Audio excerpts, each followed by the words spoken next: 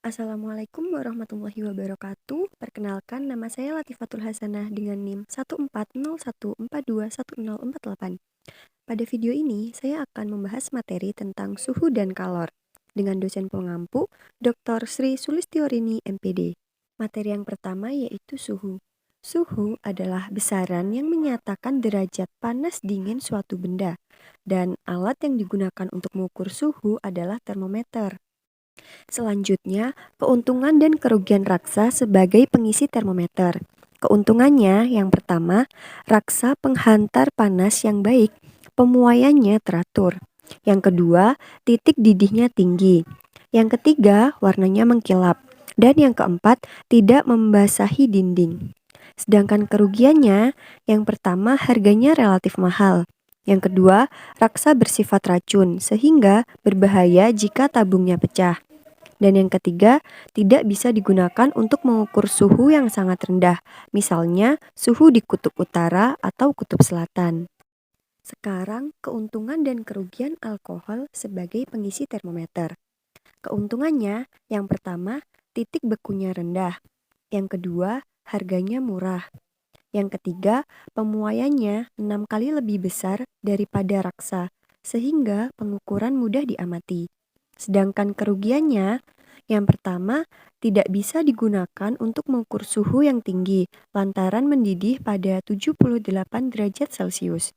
Yang kedua, tidak berwarna sehingga hasil sulit terlihat. Yang ketiga, membasahi tempat sehingga pemuaian terhalang. Selanjutnya, macam-macam termometer suhu. Yang pertama, termometer laboratorium. Termometer ini menggunakan cairan raksa atau alkohol. Jika cairan bertambah panas, maka raksa atau alkohol akan memuai sehingga skalanya bertambah. Yang kedua, termometer klinis. Termometer ini khusus digunakan untuk mendiagnosa penyakit dan biasanya diisi dengan raksa atau alkohol. Skala pada termometer ini antara 35 derajat Celcius sampai 42 derajat Celcius. Yang ketiga, termometer ruangan. Termometer ini berfungsi untuk mengukur suhu pada sebuah ruangan. Skala termometer ini antara min 50 derajat Celcius sampai 50 derajat Celcius. Yang keempat, termometer digital. Pada termometer ini menggunakan logam sebagai sensor suhunya, yang kemudian memuai dan pemuaiannya ini diterjemahkan oleh rangkaian elektronik dan ditampilkan dalam bentuk angka yang langsung bisa dibaca. Dan yang kelima, termokopel merupakan termometer yang menggunakan bahan bimetal sebagai alat pokoknya. Ketika terkena panas, maka bimetal akan bengkok ke arah yang koefisiennya lebih kecil.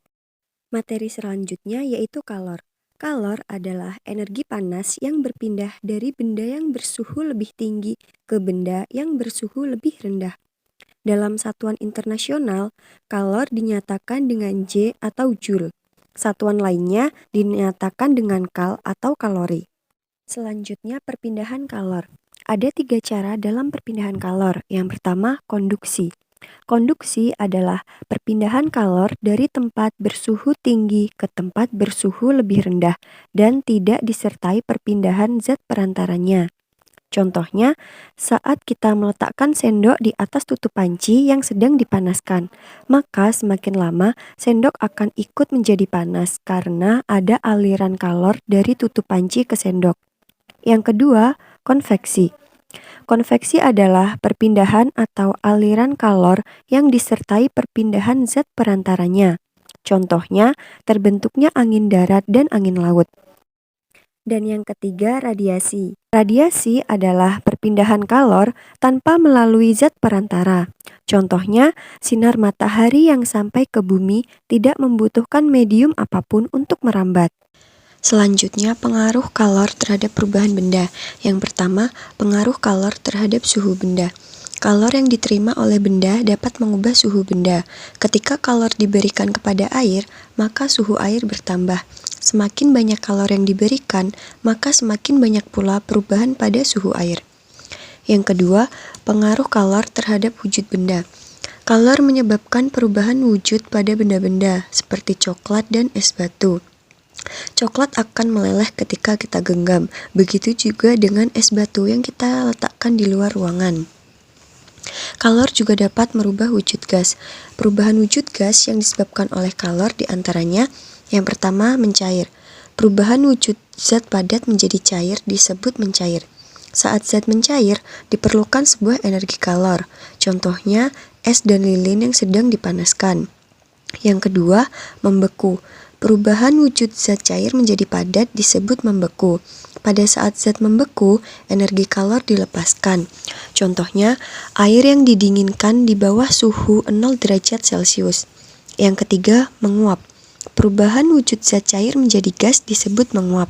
Pada saat peristiwa penguapan terjadi, zat memerlukan energi kalor. Contohnya, air yang dipanaskan hingga mendidih. Yang keempat, mengembun. Perubahan wujud zat gas menjadi cair disebut mengembun. Saat terjadi pengembunan, zat melepaskan energi kalor. Contohnya, gelas berisi es batu pada bagian luarnya akan terlihat basah. Yang kelima, menyublim. Perubahan wujud zat padat menjadi gas disebut menyublim. Saat penyubliman zat, diperlukan sebuah energi kalor. Contohnya, kapur barus yang dibiarkan di sebuah ruangan akan mengecil lama-kelamaan. Dan yang keenam, mengkristal. Perubahan wujud zat gas menjadi padat.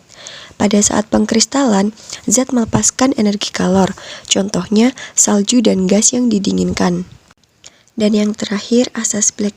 Asas Black dikemukakan oleh Joseph Black, di mana asas ini merupakan suatu prinsip dalam termodinamika yang berbunyi, pada pencampuran dua zat, banyaknya kalor yang dilepas oleh zat yang suhunya lebih tinggi sama dengan banyaknya kalor yang diterima oleh zat yang suhunya lebih rendah.